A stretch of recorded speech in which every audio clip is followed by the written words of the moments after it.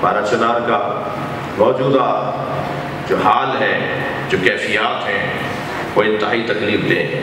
روزانہ ایک خبر ہے، روزانہ ایک مشکل ہے، روزانہ ایک شہادت کا پیغام ہے۔ رستے بند ہیں، چھوٹے بچوں کے لیے، بیماروں کے لیے، ضعیفوں کے لیے مشکلات میں اضافہ ہے۔ یہ مملکت، یہ وطن، اور وہ بھی ایسا خطہ کہ جو اس وطن کے دفاع کا اور اس وطن کے گویا سرحد کا خطہ ہے، اس میں جتنا زیادہ توجہ دینی چاہیے اس کا میں سمجھتا ہوں 5% بھی توجہ نہیں ہے۔ اس خطے کے اوپر جیسی توجہ ہونی چاہیے اس کا 5% بھی توجہ نہیں ہے۔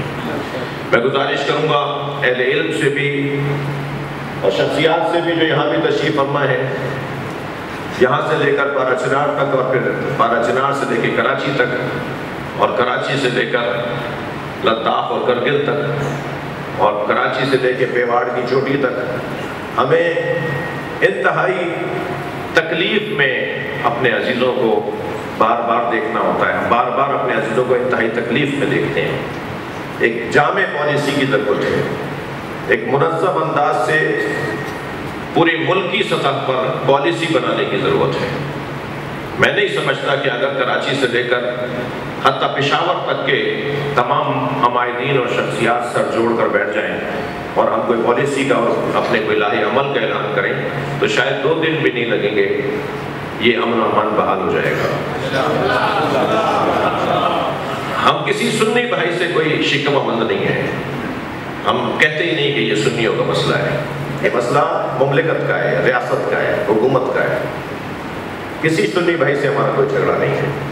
تکفیریوں سے اور ناسبیوں سے اگر ہمارا علمی اختلاف ہے بھی تو وہ مدرسوں کے حد تک محدود ہے، علمی گفتگو ہے، کتابوں کی صورت میں، مناظروں کی صورت میں۔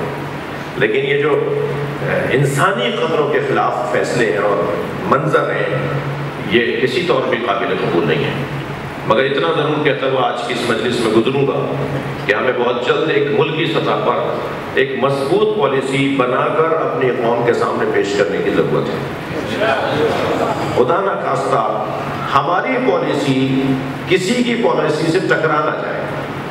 اگر ہماری بنی ہوئی پالیسی کسی کی پالیسی سے ٹکرائے گی تو پھر اس کا ذمہ دار وہی ہوگا کہ جو اس ملک کی باغ ڈور بھی اپنے ہاتھ میں لیے ہوئے ہے اور ہمارا احساس بھی وہ نہیں کرتا، ہمارے بارے میں وہ سوچتا بھی نہیں ہے، اتنے بڑے بڑے واقعات پر وہ ہم سے بات بھی نہیں کرتا۔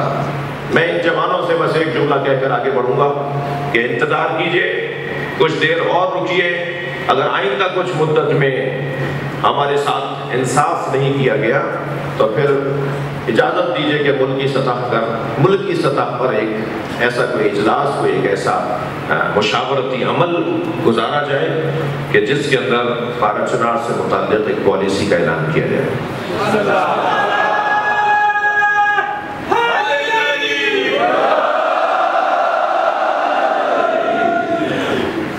ہم تنہا، مسکین، غریب، فقیر نہیں ہیں۔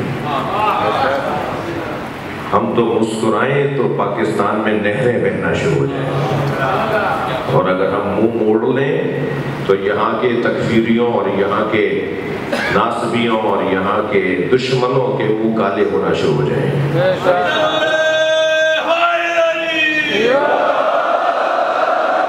پیسہ ہمارے پاس کم نہیں ہے، دولت ہمارے پاس کم نہیں ہے، اعتماد اور اعتبار ہمارے ہاں مسلسل تیزی سے بڑھتا چلا جا رہا ہے۔ اب سے 20 سال پہلے جو بد اعتمادی کی فضا بنی تھی، الحمدللہ اب ہمارے قوم میں اور شخصیات کے درمیان وہ فضا بہت بہتر ہو گئی ہے۔